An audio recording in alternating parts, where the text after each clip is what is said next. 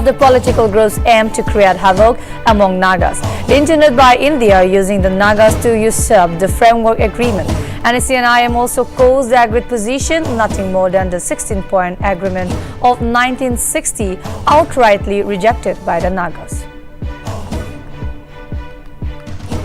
Amidst the ensuing assembly election in Nagaland, Minister of Planning and Coordination Niba predicts victory for NDPP and NPF coalition in the upcoming polls. Krono also reiterates that government is taking Naga political issue seriously and has urged Naga negotiator to bring early solution to the issues. Supreme Court pulls up Nagaland government over delay in urban local bodies election and directs State Election Commission to inform court within 2 weeks about complete schedule of the polls. Expressing displeasure over the delay, Apex Court criticized state government for not paying heed to local sentiments. Along with the rest of the country, Nagaland also witnesses a spike in COVID cases, with 12 new cases reported in past 24 hours, while 9 fresh cases detected in Kohima district. Dimapur records 2 cases besides 1 case reported in Mokokchung. Following continuous protests amidst economic turmoil, Gotabaya Rajapaksa finally stepped down as Sri Lankan President on Friday. Prime Minister Ranil Wickremesinghe sworn in as the interim president after Parliament Speaker Mahinda Yapa Abewardena accept Rajapaksa resignation.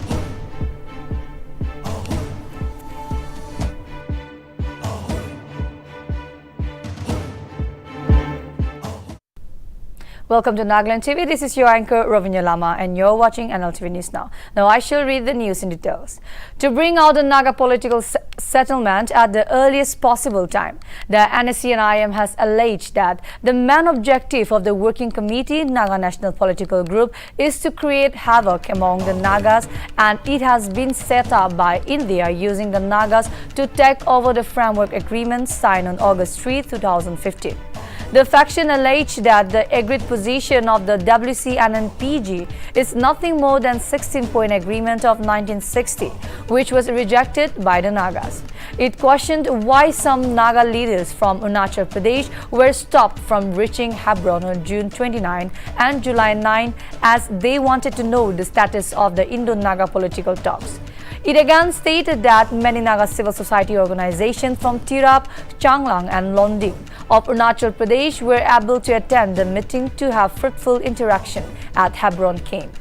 It continued by saying that the Naga CSOS of Tirap, Changlang and Longding appealed to both the government of India and the NSCN leader to bring out a Naga political settlement based on framework agreement at the earliest possible time.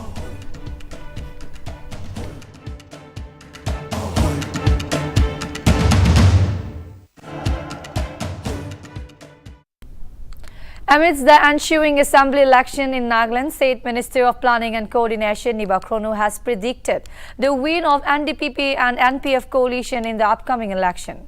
While addressing a meeting of office bearers of Nationalist Democratic Progressive Party Futsiro Assembly Constituency Unit at TT Stadium in Futsiro, he asserted his confidence on NDPP forming the next government. Meanwhile, he also urged people to not get swayed by manifestos of other parties. In addition, during the event, he also claimed that he had been working towards bringing an all-round development to Futsiro constituency in particular and Peg district in general.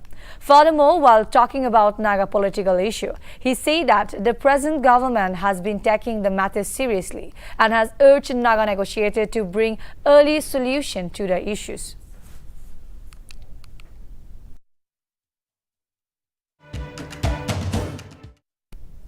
Chumukudima Town Angami Metro Kroto reaffirmed its stand of the resolution undertaken at weekly market Chumukudima Town on February 14, 2017 for one government, one tax by Angami Public Organization Resolution and Chumukudima Public Resolution. A meeting held on July 9, attended by the apex body of all civil society organizations, states CTAMK, unanimously resolved that no taxation will be paid to any entity unless all Naga political groups comes together to work collectively for one cause. The meeting also resolved to urge the business community to contact anti-extortion helpline at 8787893133 for any assistance. Further, the House warned on the consequences should any business person be found complying with the demand of illegal taxation through expulsion and ban from conducting any business activities in future. Chumukadima Town Women Organization and Youth Organization are entrusted to keep check on any illegal activities within Chumukadima territory.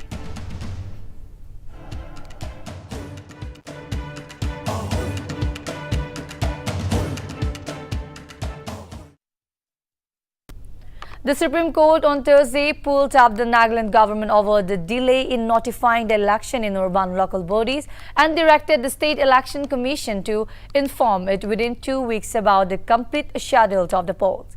A bench of Justices Sanjay Kishan Kaul and M.M. Sundaresh said there has been a delay on the part of the state in its endeavor to keep the right of the women gender at each stage.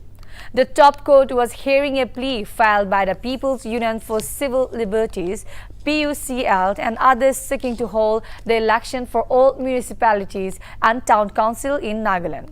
For within in accordance with Section 23A of the Nagaland Municipal First Amendment Act 2006 and the notification of the state government. Expressing displeasure over the delay, Apex Court observed that state government did not pay heed to local sentiments. Notably, the Nagaland government had earlier told Apex Court that it has agreed to implement a 33% reservation for women in civic bodies. Government also said that a resolution had been adopted in this regard at a consultative meeting held on March 9, where all the stakeholders were present. The Apex Court had earlier rapped the Nagaland government over the delay to enforce reservation for women in the state urban local bodies, saying an important aspect of gender equality seems to be getting postponed. The matter is listed for the next hearing on July 29.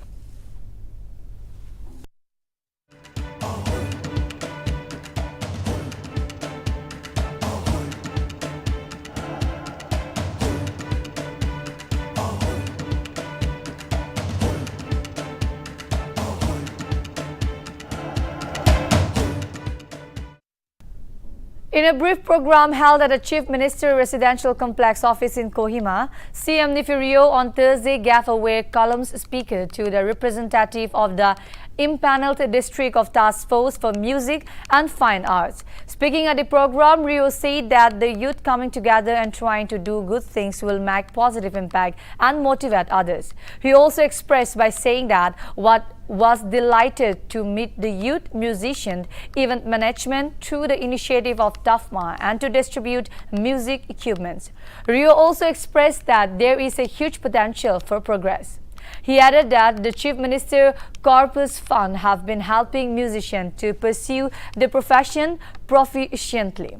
At the program, Rio announced to give 15 kilovolt ampere generator each to all the district through TAFMA to be used during music and other events. Advisor of TAFMA, Teja Meru, also stated that the distribution of column speaker to TAFMA district partners was an initiative aimed at empowering TAFMA district partners to help talent at the grassroots in all districts.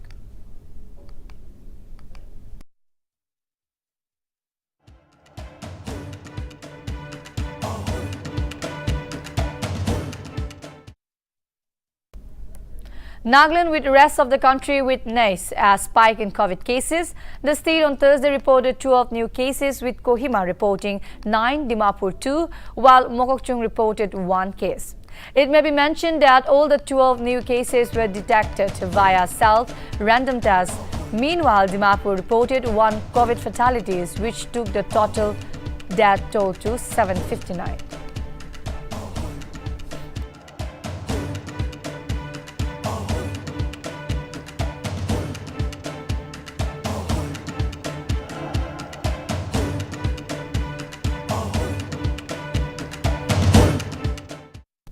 A workshop on conservation of indigenous livestocks and poultry resources of Nagaland was held in Mazafima on Thursday.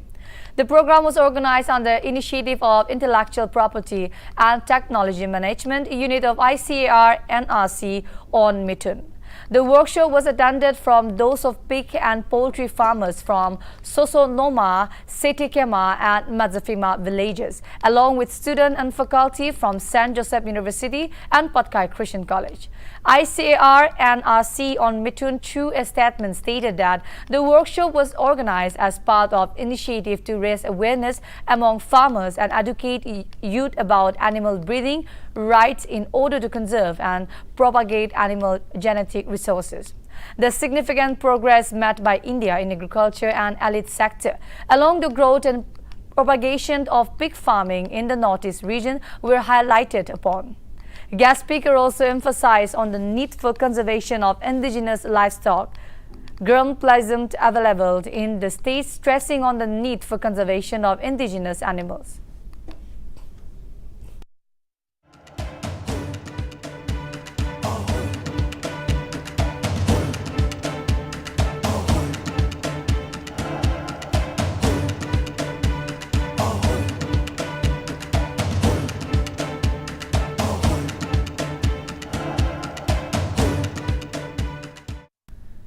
A consultation workshop on key performance indicator under Niti Aayog for Surveillance Medical Officer, MOS Community Health Officer, Auxiliary Nursing Midwifery, District Project Management Unit and Block Program Management Unit staff was held in Mokokchung on July 12 and 13. In a press release, DPMU NRHM all workshop participate were trained on overview of KPI and District Health Action Plan, improving KPIs under antenatal care and institutional deliveries, SBA deliveries, full immunization coverage, and S41 APP, HBNC, screening of children under Rashtriya Bal Swasthya Karyakram, amongst others.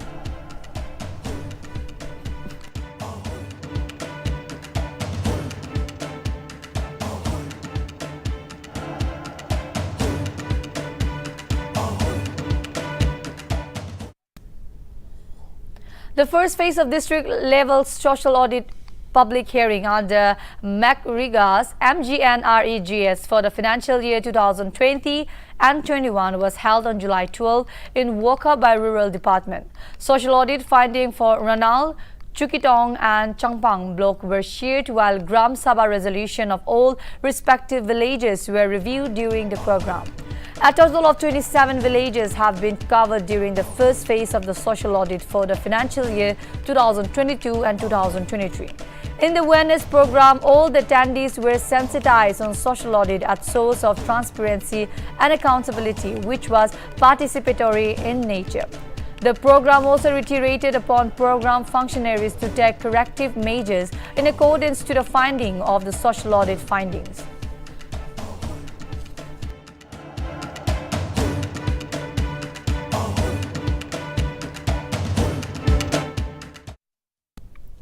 Even as flood situation in Assam improves substantially on Thursday, over 2.28 lakhs people are still suffering across 6 districts. Notably, the total death toll stood at 193 as there were no new reports of fatalities in the last 24 hours.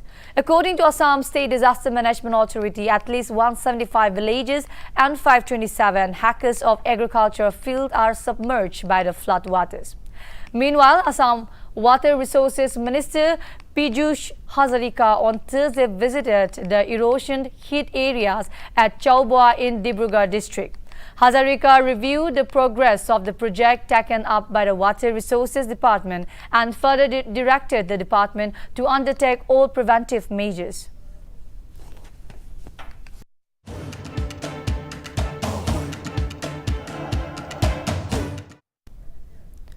Mizoram Transporter Association of Umbrella Body on Thursday said that base in Myanmar border of Champhai district staged an indefinite blockade on all goods illegally imported from neighboring country to protest against the alleged one-sided crackdown on smuggled areca nuts in the state.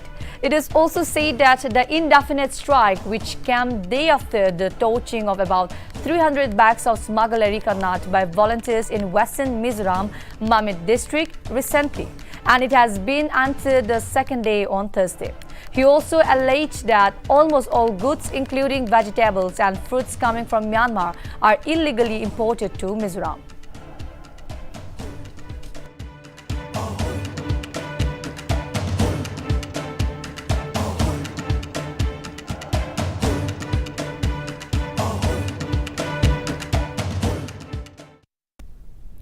As India witnessed spike in COVID cases, free booster drive began on Friday.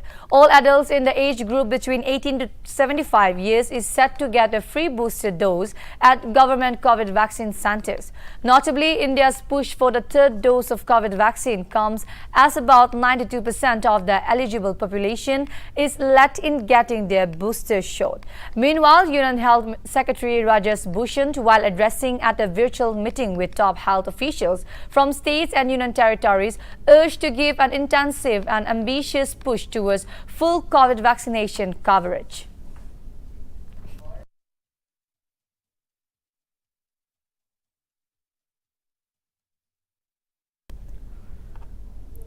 The Union Minister Piyush Goyal has retained his position as the leader of Rajya Sabha. The Union Minister Piyush Goyal currently holds the portfolio in Minister of Commerce and Industry, Minister of Consumer Affairs, Food and Public Distribution, Minister of Textile. Furthermore, official announcement of appointment is scheduled to be met in the Parliament on July 18. Notably, the monsoon session of Parliament is going to start from July 18.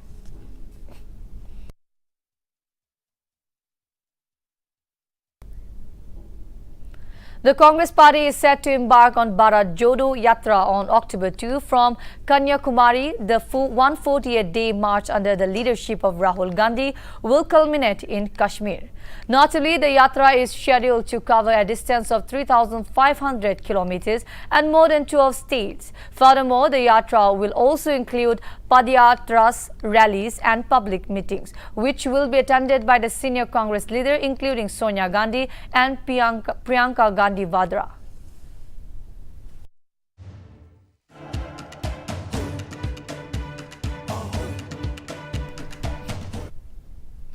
India Meteorological Department on Thursday issued a red alert for Maharashtra Palghar district, notably due to continuous heavy rain over the past few days. Major rivers of the district, namely Vaitarna and Tansa, are flowing above the danger mark. Two lakes are overflowing at full capacity, while the water level of the reservoir has also increased rapidly.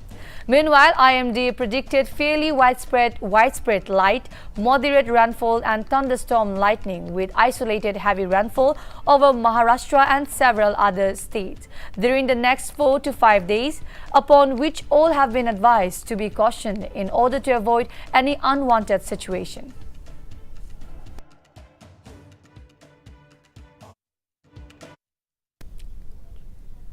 India logged 20,038 new COVID-19 infection in the last 24 hours, which took the active caseload to 1,39,073. According to the Union Ministry of Health and Family Welfare, 47 patients succumbed to the virus in the last 24 hours, upon which the death toll in the country rose to 5,25,604. Meanwhile, with the new additional cases, India's total COVID tally have now increased to 4,37,10,027.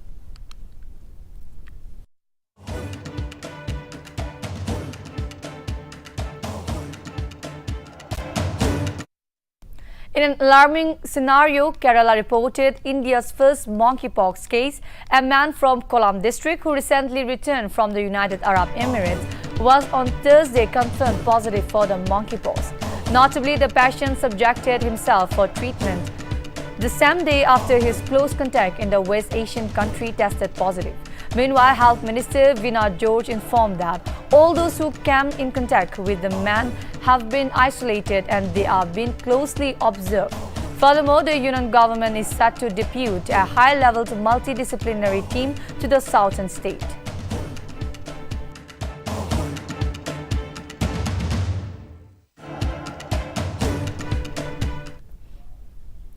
Prime Minister Narendra Modi on Friday tweeted about the upcoming episode of Monkeypox to be telecast on 31st July at 11 a.m.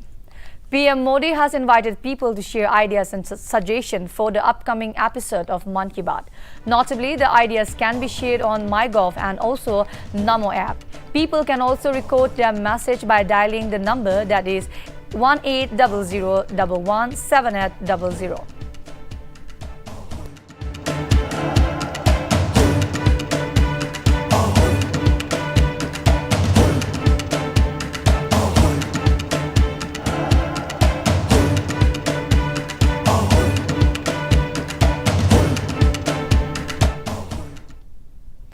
The campaign Justice for Srimati has taken Twitter by storm. In a disturbing case, a student was assaulted by her teachers, following which she had committed suicide on Tuesday. Notably, Srimati was a class 12 student at a private school in Tamil Nadu. In her suicide note mentioning that name of the two teachers, Srimati had also accused the teachers for assaulting other students. Though the teacher denied the allegation, parents and relatives of the student had blocked the Kalakurchi-Salim highway on Wednesday, while raising slogans such as Road Roko against the school management. Furthermore, the parent and relatives of the student have accused the school management for abandonment of suicide. Meanwhile, the police had to be dispersed in the school as angry protesters had entered the school and prevented teachers from entering the premises.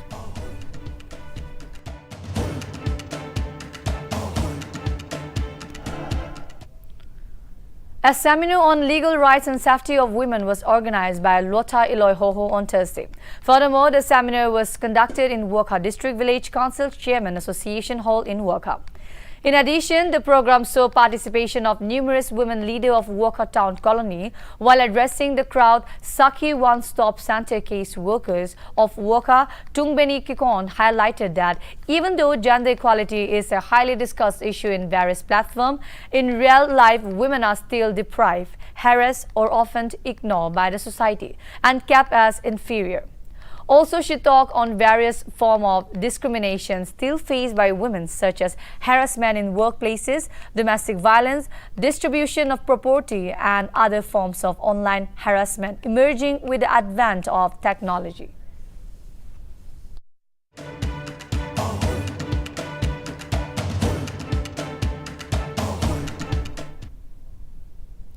After facing massive outrage of protesters amid economic turmoil, Gotabaya Rajapaksa has finally resigned from his post of Sri Lankan President on Friday. The Speaker of the Parliament, Mahinda Yapa Abewardena, while confirming the resignation of the President, mentioned that the outgoing President handed over his resignation through email. It is to be notified that the former President of Sri Lanka is currently in Singapore on account of private visit. Furthermore, the Singapore Ministry of Foreign Affairs had earlier confirmed that the former President has neither asked for any asylum nor has been granted one. Meanwhile, the Sri Lankan Prime Minister Ranil Wickremesinghe will be sworn in as interim president till the next president is elected. Earlier, Rajapaksa, along with his wife, escaped to Maldives. Subsequently, the Speaker appointed Prime Minister Ranil Wickremesinghe as the interim president of Sri Lanka.